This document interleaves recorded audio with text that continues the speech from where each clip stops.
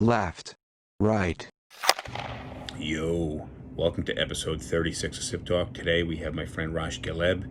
Roshd helped us create the first episode of SipTalk in November 2019. We're now in episode 36, like I said, so we've come a long way. A lot of this with his help. Rosh is my longtime friend since 2009, 2010. Go way back. He's helped with a lot of the social media stuff for the Julio group. So please, please, please bump this episode up, like it, comment, share it, and if you haven't already, please subscribe. All right, guys, I love you. Enjoy the show. This is SipTalk. Grab a drink and enjoy. Of course, let's go.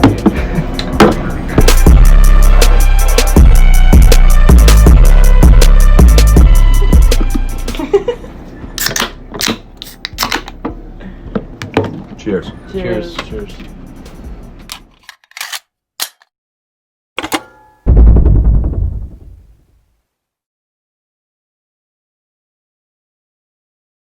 Welcome to episode 36 of SipTalk. My name is Justin DiGiulio. We have the renowned Roshd Ghalleb here. Hey guys. Rosh, you want to explain your involvement in this podcast we've been doing for the last, when did we start? Last year at some point, pre-coronavirus. We started being involved together in this SipTalk on episode 3. Episode And today 3, is episode 36. Episode 36. And what month was that? The last summer it had to be, right?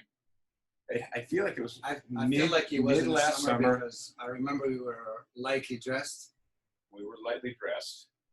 Yeah. I But had like a polo shirt or something, so it had to be definitely in the warmer days. so Rosh has done all the back end of the podcast, which I'm a real estate agent. Rosh is a real estate agent, videographer, photographer, I don't know anymore. jack of many. I'm here if you need help. But especially when it comes to video and photography. So look, Hey, all right, open one up. all right. That requires nails. Yeah. There you go. All right. Oh, whoops. All right. Okay. Cheers. Cheers. All right. Let me know what you guys are drinking. I got a couple of things I want to talk about, and we'll get started. This is pretty good, actually. What are we drinking? You want to know? This is a leftover Heineken Zero, so I'm trialing a zero alcohol beer. That's actually pretty good. This is frozen, I think. This is actually frozen. Really? The only beer we have with actual alcohol in it is like frozen rock solid. I don't think I've ever had a non-alcoholic I beer. don't It's know. actually pretty good. You could fool me. What if I get drunk over it? I think there might be some real alcohol. It has in to be alcohol because in it's that. so good. So, but today what I want to talk about is, have you seen these articles, people saying New York City's dying? Yes, indeed. Have you seen the counter articles saying, you're an asshole, you retard, New York City's not dying? Yeah, Yeah, and they're just notably from Jared Seinfeld. Yeah, but both sides of this loud argument. Yeah. And I want to touch base a little bit on the market. Anybody else a real estate agent who is was watching, I'd love to hear your feedback on the current real estate market. No drinks for me. I'm driving 1,600 miles back home. You may want to pack a pillow, take a nap, or just a load of caffeine. And put everything on autopilot. It's 2020, but it's not that 2020. So you read some of these articles, It's insane. It's bananas. but you've actually read them. I did. No, I have not read any of them. Oh, no, I did. So that's why I want to talk about it, because I'm just reacting to the headlines. I actually don't want to read the articles yet because so many people are just so upset. Somebody identifies New York City as a core part of them, and then somebody writes New York City's dying. They disagree vehemently, like from their core. Absolutely. And then the other person is just trying to write an opinion piece, and now we have these clashing opinions, which goes back to my message about just people not being tolerant and wanting to shop back and prove somebody else wrong or prove themselves right. Yeah. I'd like to really see I'd like to see the points of views of both sides of this. My opinion is New York City is never going to die as a city, I think. I just think, the infrastructure is always going to be here. And that's kind of my belief. We're not going to knock down buildings.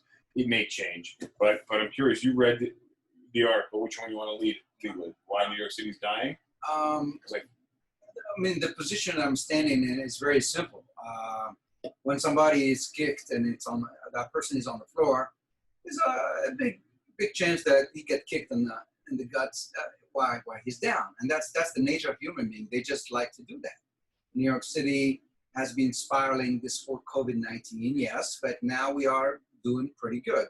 Well, some people don't think so, and even though we might have a second wave in October, allegedly. But if we have a second wave, I think it's really going to be the nail in the coffin. Absolutely not. It's New York City. You got to remember. Do you remember you weren't around, but in the 70s, New York City was not a place to come to, especially the Lower East Side. Anderson, New York, or nothing. Exactly. There was crime rates. It's just But that's where we are now. We're not in that level of crime rate. I would say this. I would say that it's not as safe as before March 2020. I don't feel safe at all. It's like there's zombies outside. We have. It's like The Walking Dead. You get people with needles hanging out.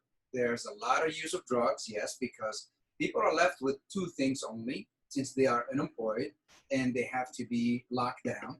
They have to use drugs or they have to make babies. So we're about to witness in the next 20 years a new baby boom. I think we're definitely going to have a baby boom. I know a few people voted, yeah. But some of them might be not that good because they made where they were under the influence. I hope not. But right now you have this perfect storm where rents can't be increased. Yeah. People are moving out of the city, so that's dragging the rent prices down as well. Right. Landlords aren't able to pay, and sales prices. Well, there's a lot of listings. Landlords aren't able to pay their bills because because they're not collecting rent. Yep. There's no relief for landlords because they're not employees. Right. A lot of them are not employers. Right. Right, which makes them ineligible for a PPP loan. Right. Or a PPP potential grant. Right. Right. But yeah, you have a lot of people not paying rent. You have a lot of people moving out. You have it impossible to qualify people. So people who are looking for new apartments may not have jobs, might be on unemployment. How are they getting approved for these apartments if they can't prepay rent or they can't pay extra security deposits and they don't have a job? Landlords are now taking this extra risk and they're just parlaying the destruction to their bank accounts and all these evictions. I agree. So I feel like that's going to get even worse. And God forbid we have a lockdown again where all these businesses get shut down again, which I feel like every single politician is just right now trying to do the mostest. Well, they have to. But they have to say the right thing. They have to say the right thing. Part of being a politician is explaining to the public that you're the guy that pulls the lever of the train tracks. You have one person tied to this track. You have 6 people tied to this track. You got to be the person that pulls the lever. Stopping the train isn't an option. You kill the one person. That's how it works. You've been elected to be the person that makes that choice. We all don't want to make that choice, and we're going to scream and cry that you're killing one person, and you have to say, look, that's my job. It was one person or 6. Okay, so we can slow the train down, but at a certain point, these politicians can't be. I don't know if you've caught my argument about speed limits. Anybody who's watching this knows exactly what I'm about to say with speed limits. Is that all speed limits should be 10 miles an hour if we're going to keep playing this game. Yeah. All right? The speed limit was 65. People were dying, so we reduced it to 50. Saved a lot of lives, but people were still dying. Yeah, absolutely. We reduced the speed limit to 40. Saved a lot of lives, but people were still dying. So we had to reduce it again. So right now, what we're trying to do is just bring the speed limit to fucking 10 miles an hour. And I mean that in different respects. I mean that in terms of restaurants only being allowed to have 25% inside capacity. And do you know how big restaurants are in New York City? There's some of them are smaller than my fucking office. Yep. And they're not. That's one table. Yep. And they have to pay rent.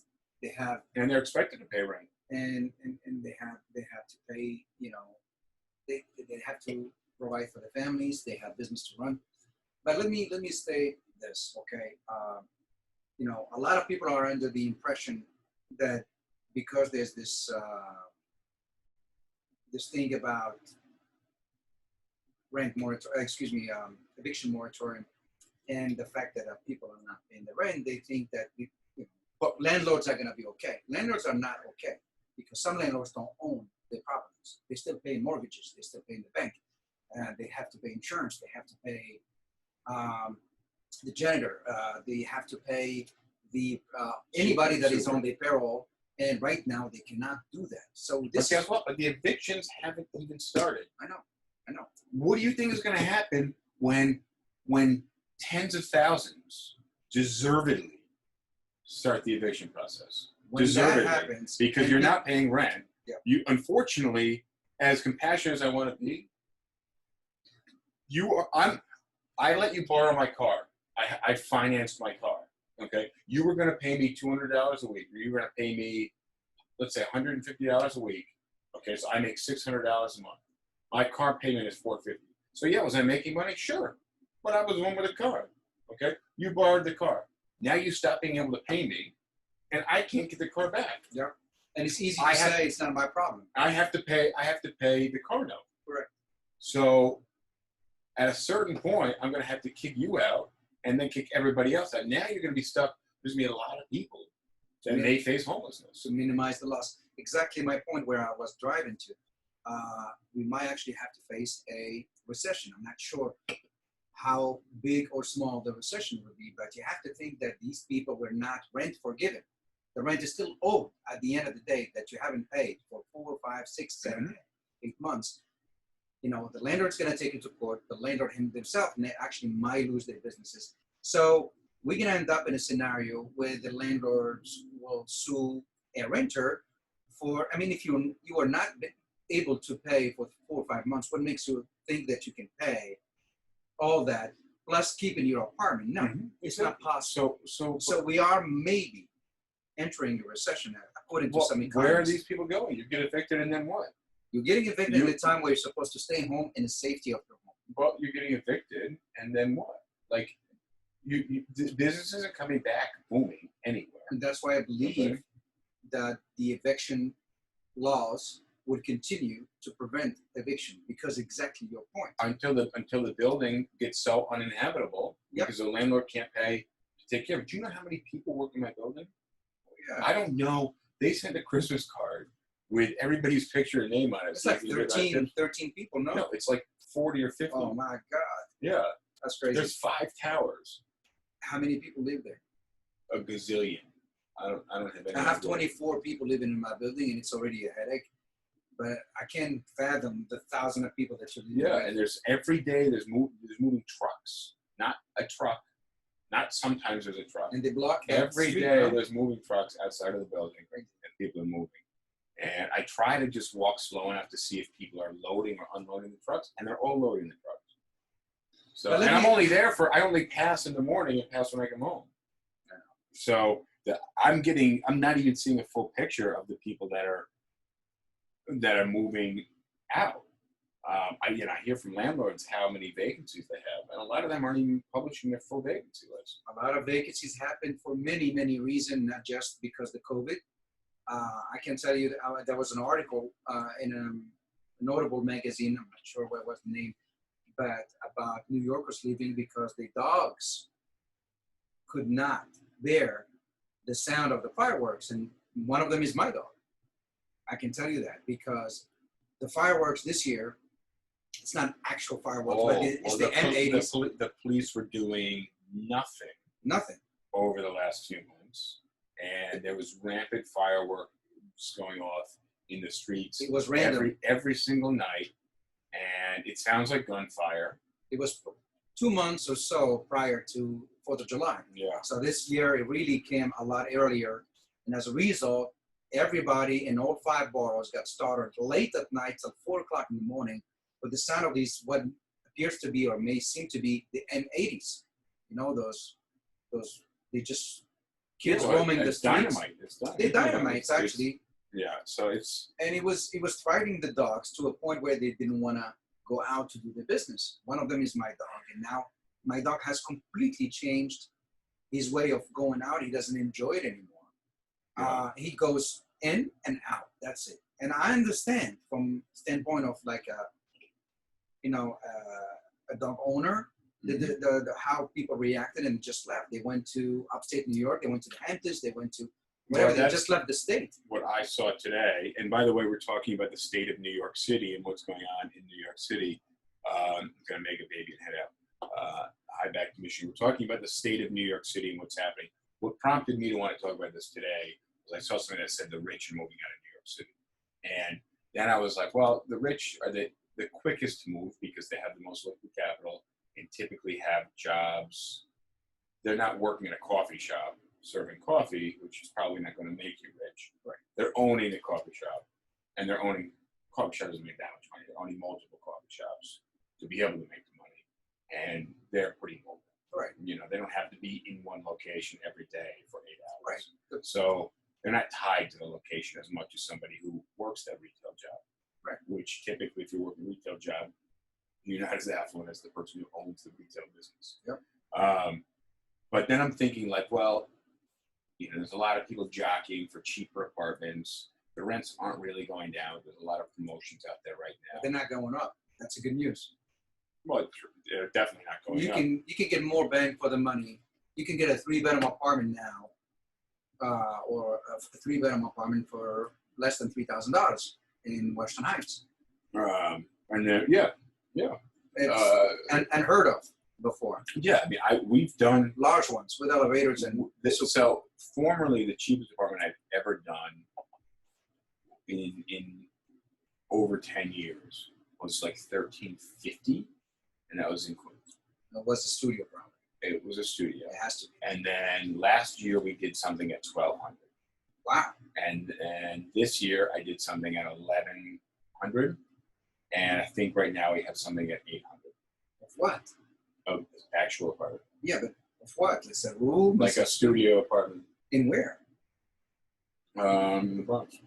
Yeah, okay, so it has to be that high. But I've never seen anything like that. I've never, that's wild. But a lot of these are regulated apartments that the landlord can't put any money into to get any increase in rent because of the new law. And a lot of these places are being rented. They're pretty shitty. Are they subletted or? No, they're the real lease. And yeah, I know everything that's going on in California right now. I listen to California radio in the morning. You do? Yeah, okay, rock up. I just like to, I listen to the BBC World Hour in the morning. Depends. Sometimes I go for a run. I just like to hear what's going on. Local news, they tell you what the weather's like. You're like, that's not how it's going to be today. And then you remember you're listening to the news from somewhere else. I completely tune out. If I want to know the weather, I just check the weather app on my phone, and that's it. But I tune out from the news because there's nothing good. Nothing good. So at some point you have to cut the stress. And the stress comes from watching and overwatching. No, yeah. It's just too much. Like that app Citizen, it keeps stressing me out. Well, now because the crime is, I've had Citizen for a while. I've never seen so much alert and notifications. So every other second there's a notification that says somebody got mugged and somebody attacked somebody with a knife point. And there was a fist fight out here. Somebody got slashed over there. And when I say over here, I mean literally 25 feet down the block outside this window. 150 feet down the other side of the block out that way. It's an app that tells you what's going on around you, literally feet away. Crime-wise and police-wise. And it's scary because if you're not ready, don't turn it on. Just don't, because you don't want to hear. No, it is scary. But I would in New York City lately. I would say, to go back on track on the subject, I would use this analogy about New York City as an ecosystem. Just think about a very well-known ecosystem like the Amazon forest. Okay, you can have builders, going through it and massacring the whole ecosystem because they need timber, they need to have some trees, and they need this, they need that, and they just basically disfigure. Well, nature has a way to get back to where it was, and even more in time, with time. And we always mesmerize how that happens. It's just Mother Nature. The analogy I'm using here, because New York City has a real identity of always getting back on their feet, just like a cat when it falls. New York City is super, super resilient, and it has, I mean, you have songs that are well-known songs. But we've never seen anything like this. No, And but that's anything my- that happened in the U.S. happened first in New York City, whether it's an attack by a terrorist, whether But- it's in a okay, movie. So let's say sure it's going to go there. But what happens in a few months when the evictions are back on, and there's a mass number of evictions? The city's out of money. The state's out of money. The city is out of money. However, just remember that the Federal Reserve is a privately owned company, and it has nothing to. They can literally print money. So now the city, yes, may be out of money. The state may be out of money, but the federal is not. So in times when shove comes to push or push comes to shove, I'm a little dyslexic.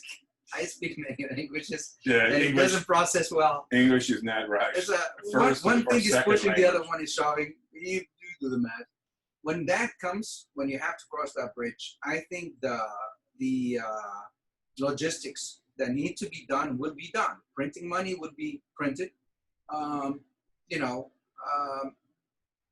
Anything that needs to be happening will happen. Now, there's no need for you to stress and say what would happen then.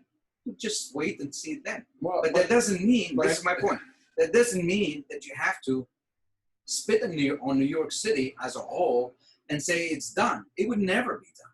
It's resilient just like that rainforest. I really firmly believe that it's that strong, and it's always going to find a way. And that's why I agree with the standpoint of people But what saying happens if there's a huge influx in homeless people? it is already. We're already there. There is a huge influx on homeless people, and they have it bad because these people are called homeless for a reason. They don't have a home in a time where we need a home to secure your safety, to be away from a virus, a deadly virus, apparently. So these people are under a bridge or in the streets, are like literally on our block. We are on 35th Street between 8 and 9, and it's drug city. It's every day you come in here and you see them there. They're laying in the street. Yeah, They're passed out. because there's a methadone clinic across from where they're standing. So they come we're in. also near the Port Authority and Penn Station, Yeah. which is where all Which these is people come strategic. in. All these people come in. I'm going for this last one. Yeah, go. I'm still working on this. Well, no alcohol. So. But yeah, we're in this epicenter of homeless people. All of a sudden, there's always been homeless people around Midtown because if I was homeless, I'd rather be in Midtown than Yeah, but I mean, in a less touristic area. I believe homeless people also are victims of theft, of aggressions, of anything. I mean, you're sleeping in a cardboard exposed at night. Somebody else needs what you have more than you do, or maybe they think so, because they have nothing as well. So they are double exposed. And now we can look at the homeless situation as a threat, but the whole threat is. But homelessness is usually a temporary thing. There's lots of programs that are out there I agree, but for homeless people. they don't want to go in shelters because it's intramuros. They are inside, and they are fearing for their safety. I don't. In what sense, fearing for your safety? When you are inside, it's not ventilated correctly, or You They mean in don't- terms of coronavirus? coronavirus. I think they if might you're not be if you're sanitized. sticking yourself with a used needle, coronavirus is probably not your first concern. I agree. But now sticking yourself with a needle might be something that you cannot control, because we all know what drugs are. You know, you're not really in control. You just have to have it. But when you think, okay, I'm going to go to the shelter if I'm admitted, and then I wake up in the morning, half of my stuff is gone, and I might have catched something. I caught something. So that's really, Well, I it's problematic. I'm going to talk real quick about the market. Our business is down about 75%, which is wild because we actually started really strong this year. So the business is taking a really big hit. And then what I'm seeing happen in the market is if you're watching this live, what I'm seeing happen in the market, if you know New York City, typically downtown costs more than uptown. So I see somebody, let's say they're paying $3,000 a month for a 2-bedroom. They're losing their jobs or their hours are cut. So now they want to spend $2,400 a month. So they move uptown. Yeah, I'm seeing that happen. People move for reasons like that. Then I'm seeing somebody paying $2,400 a month, looking downtown, trying to find a similar apartment downtown for $2,400 at the same price, because now their purchasing power goes further in a neighborhood that was formerly out of their reach. So I'm seeing people go north to south and south to north for opposing reasons. But also, a lot of people now don't have to move. So, you know, it's when you're looking in New York City, the best apartments go fast. So what happens is we go out with somebody who's seeing what's on the market. They don't make a decision because they want to keep seeing. They come back for an apartment and it's taken. Traditionally. No, and that's what we're seeing now, because the best apartments are still disappearing. So, you know, and then they see 6 apartments or they see 8 apartments. One stands out. They come back a week later to apply on that, and it's gone. It's gone. And it's difficult coming from a salesperson when somebody says you got to act now. You know, the limited availability, this place will be gone. But it is true, and it's very true in New York City. You might think it's actually a strategy to get you to pull the trigger. That is, when somebody experienced, I've been doing this business for a while, tells you guys, now is the time.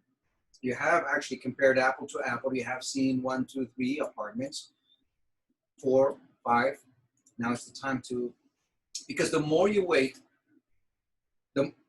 keep in mind that some of these listings that you guys are seeing are not exclusive. They are what we call open listings. That means any other broker can actually show it to you. We actually have the same listing like any. So the way the market works in terms of open listings in New York City is you have a landlord that has a portfolio of, say, 2,000 units, rather than, and maybe they're 5 or 6 story walk-up buildings, so there's not that many apartments in each building. They're not going to dedicate a leasing team to take over an office in that building. And they may not want to hire their own leasing staff when there's tens of thousands of brokers, rental brokers in New York City. They just send their listings, their vacancy list, out to the brokers, and the brokers handle the marketing and advertising of those listings. And they don't have to show the apartments. They don't have to go through paperwork with anybody. They just simply receive applications by email or by text, or by fax, which still happens. By fax, they receive these applications, and then they just they approve it, and they turn over keys. So they just review an application and turn over keys. And a lot of times they don't even turn over keys. They just let the super know he's good to turn over keys. Exactly. But my point was that when you see these listings, you can see them with any broker. So if Justin shows you 2, 3, 4 apartments and you're thinking, oh, let me see if there's anything else. With this other agent from another agency, there's a big chance that they have the same listing. So if there is an apartment there that fits your criteria, it will be already shown to you. We don't get paid until you find a good apartment. So our interest is that you find a good apartment. We know you're going to find it with or without us. So it's not like we're hiding apartments and pressing lousy apartments on people. That's a misunderstanding. It's amazing. It's not even a misunderstanding. It's a misconception altogether. Especially nowadays with Street Easy and Craigslist and Facebook Marketplace. Although also, what I'm seeing is a lot of false reports out there based off of data on Street Easy. We have more listings now than we've ever had. So let me just do some quick math. Oh, that's for sure. If, say, and also people don't understand how much we have to pay to advertise apartments. If we want to put one apartment on Street Easy, which is it's the biggest local listing website, it's $6. So if you want to put 10 listings on there, which is not very many listings considering there's tens of thousands of listings right now. So 10 listings a day times $6 times 30 days in a month is $1,800. That's more than most people pay in rent. So just to advertise only 10 apartments, you're looking at paying nearly $2,000 a month. And that's it. Those apartments get rented in a month. You may have. You're not even guaranteed. That's if you have 10 apartments on day one. You may continue to get more listings. You should be able to put on 10 apartments a day. But that's just God. there is a dynamic and an It's a understanding in frustration. the business. $2,000 a month to advertise only 10 listings. Oh yeah, Yeah. that's crazy. But there is a dynamic that once you understand, because you're on this side of the business, when you are in real estate, there's a lot of money out of our pocket before we even make money. That's why it's in our best interest to show people really apartments that match them, that are appropriate for them, so that the client is happy. Because the faster you do that, the more you can close the deal and get your commission and get paid. Because up until now, you're just spending money. So we do this with a lot of due diligence. But it's true that some people are not going the extra mile. That is There's for a sure. lot of bad. There's a lot of bad agents. But what I try to teach people is what it's the perspective. What I try to teach agents is what the perspective is of the renter, and to have the empathy for the other parties to understand what that's like. But yeah, there's a high turnover in agents, and a lot of times agents don't last very long. But it's about seeing the bigger picture, just having empathy and understanding the process, which is why I try to explain the process to any of my clients, so they know what we're dealing with, and I try to explain the process to the agents so that everybody they're all on the same page. Yeah. And there's so many listings right now. I don't think anybody would be able to see. Hold on one second. It did. And sometimes the understanding seems to be lacking also on the part of the client. Let me explain. In this scenario, I had a client that was a real estate lawyer. So the whole time during the first initial meeting, he might have said his profession to me, might have mentioned what he does for a living every other 2 minutes, just to make sure that it's embedded in here that he's a real estate lawyer. So I'm supposed to, be intimidated by that.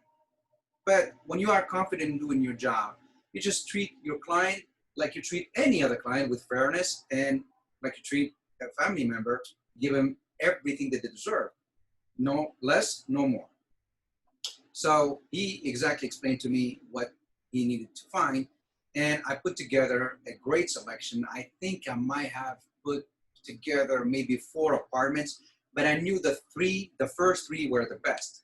So comes the day where we go out and I show him these apartments.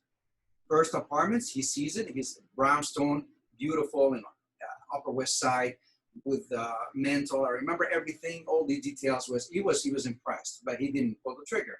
He still thought about it, and I thought it was fair that he at least see something else to compare to. So we kept going, and I showed him the second apartment on my listing. Sees the second apartment on my listing, likes it so much that he says, "Roshd, let's stop right here. This is it." I was happy for him. But then he looks at me and said, "Okay, let's negotiate your commission. We're not even back in the office." I said, "You want to talk about money right now?" He said, "Well, it didn't take you that long. I mean, it only took you 2. You went from 1 to second one, and that's it. So it's not a lot of work for you." So you, no. And I said, let me rephrase what you just said. So because I did not waste your time, and because I took into consideration everything you told me that you need to have in that place, and showed on you within the second list, and bam, we hit it. Now I get penalized, and we're gonna renegotiate my fees. Doesn't work that way. When I said that to him, he really respected the way I came across, because basically what I was telling him is I did my job. I did my work. Well, we as agents get paid on results, not on our time. Exactly. This person did not know, even though he's a real estate lawyer, should know a lot more. Yeah. But since that day, everything was clear to him, and we did business. So, no problem. Is that in the beginning? No, that was who was senioring me? It was Damien Sucresi. For one day. One day. Your clients are usually very demanding. But yeah, it's crazy. Hi, Mary Ellen. Hey guys, so if there's anything else you guys have in terms of questions on the New York City rental market, on being a real estate agent in New York City, on the homeless or drug population in New York City, any New York City questions you guys have for us, I'd love to respond to them. We're not trying to to be on air for hours and hours now that the gyms are open back up. But yeah, any New York City questions, that's what we're here for. Let me scroll through just a little bit. What if the client is very demanding? You have to set the expectations, make them very clear before you go out and start working for someone. Because we don't get paid when we start working or while we work. We only get paid once we deliver.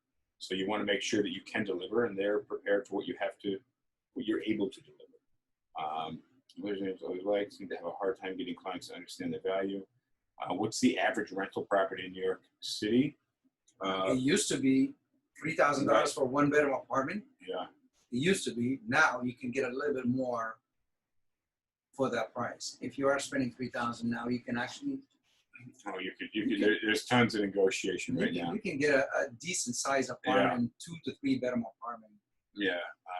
In a nice area. If you live in a rural area, even a different city for half the rent, why not if you could? Yeah, exactly. These guys are dating. No, we work together. Let's see. If you're using drugs, they won't want to go where there are restrictions to roam freely. Well, if you're using drugs, you probably want to be around people that are using drugs so you can get drugs. The resiliency that you speak of could take decades, not months. I really do believe it may be, we may be setting ourselves up for a decade-long falter. I definitely believe that. New York, like California, has no hope until there's common sense. There's not going to be common sense until it gets really bad and we have common beliefs. Android pastor here. How can I pray for you? Pray for New York. Pray for New York. Greetings from the social state of California. All right. Somebody else is making babies. I don't know who they're making babies with. Tori, the rum is behind me tonight. We're not going for rum. How does a wage scale match real estate in New York? How is the what? The wage scale match to real estate agents in New York. I don't really understand the question, but New York City real estate agents work on commission only, which means they only make money when they close a deal. Typically, agents ask for 15% of the annual rent, meaning if the rent is $3,000 a month, they'll ask for a $5,400 fee to be paid. Most of our clients are happy to pay that if we find them a great deal. And usually it means we're finding them something underpriced. If we're finding somebody an average rental or something in a luxury building, we're usually not charging that. A lot of times we're getting paid by the owner, so it's no cost. It's no fee at all to the incoming renter. But really, most people are happy to pay a fee up front if they know they're getting a good deal. If they don't know they're getting a good deal, a lot of times they're going to negotiate. And there are times where the wages are paid by the landlord, as Justin just mentioned, in luxury buildings predominantly, but it could be also in a regular building that doesn't have much exposure, or that the landlord is still using very old ways to advertise, like newspaper. Yeah, some people still doing that. So they just want to drive the traffic through the building. So they just want that apartment to be visited and so people to see it and rent it. So they call us, and or they call people like us and say, hey, if you rent this apartment to your client, I'll pay you what we call OP, which means owner pay, and it's usually 1 month rent. Exactly.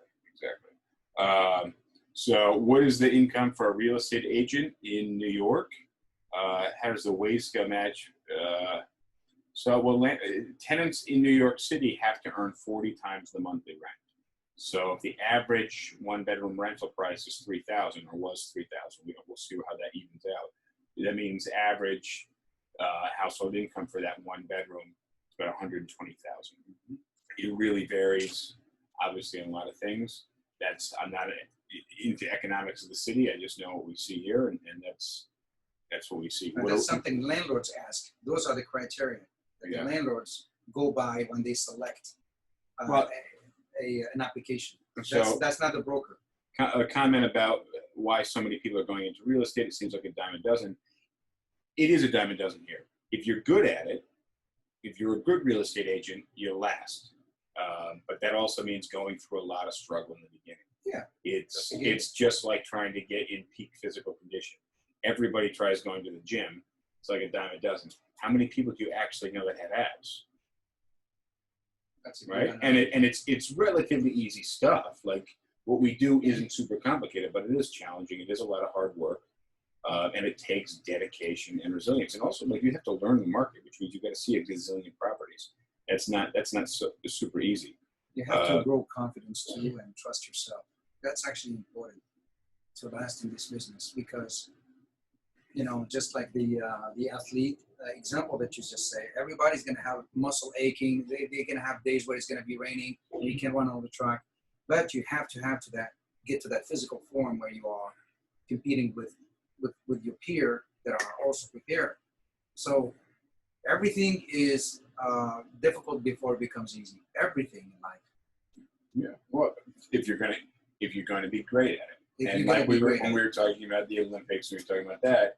To be very successful, there has to be some sacrifice. I think the reason that real estate is a dime a dozen and so many people flock to it is they don't realize what the real sacrifices are to get into this. And I can tell you firsthand, having lasted a decade and had some ups and downs, there are a lot of sacrifices in this business. And some of those, hurt on a very personal level. So real quick, let me see what else we got in terms of comments. In social, we have rural that drive. On SoCal, we have rural that drive into the big city for higher wages, which equals traffic. We have the same thing in New York City. I try hanging out in the Lincoln Tunnel. Or any of the bridges and tunnels for that matter. You can get through in 8 minutes with no traffic, or you can get through in an hour and a half. Oh, absolutely. And sometimes more. Yeah. Which is just a really lousy situation. Imagine trying to go home on a Friday night. And if you're claustrophobic, being in a tunnel, forget it. Yeah, imagine you leave work at 5 o'clock and normally you could get home at 5:30, but Friday night you get home at 9. That's why people have road rage. That's why anything sets them off. Yeah. And they get out of the car and they go to the other car, and that's red flag. That means you want to do something. You need a real comfortable car. So hopefully you're making enough money. What percentage of rentals would you say are via real estate agents versus private landlords? Real estate agents definitely handle the majority of the volume, and that's because we're so versatile. All we do is run around showing, managing phone calls. If you're a property, advertising. Advertising. If you're a property owner, you are busy doing other things, and that's not running to show an apartment when somebody says, "Hey, can I see it?" Because "Hey, can I see it?" could mean you don't make any money. Yeah. You're just browsing. Maybe you're another owner. You want to see what other renovations look like in terms of competition. If you're a property owner, showing your apartments or showing your properties is probably the least time efficient thing to do, because you're spending time, and time is money. That time could be devoted to doing other things. And you probably don't have a lot of properties. No, if you're a landlord that have 3 buildings, and each one of them has about 60 apartments, it's virtually impossible for you to take care of that by yourself. You have to have a property manager, or rely at least on the amount of broker agencies that are in your city to show them. And that's why they allow us to show these, they call it open listings, and they allow us to show the properties and to handle all the paperwork. All right, guys, we're going to pick up on the next episode tomorrow, episode 37 of SipTalk, but I'm going to conclude episode 36. Already? Oh, yeah. It's, we got a bit of a late start, but got stuff to do, and it's been a busy day. So I appreciate you guys watching. Tune back in, subscribe to the channel, SipTalk on YouTube. If you go to Apple Podcasts, or you check out Spotify, wherever you get your audio podcasts, search SipTalk, we're there. And connect on social media so I can continue to touch base with you guys daily. Love hearing from you guys. Enjoy the rest of your evenings. For those of you overseas, enjoy the rest of your day. Cheers. Cheers. The end of SipTalk 36, right? And it's 36. Bye, guys.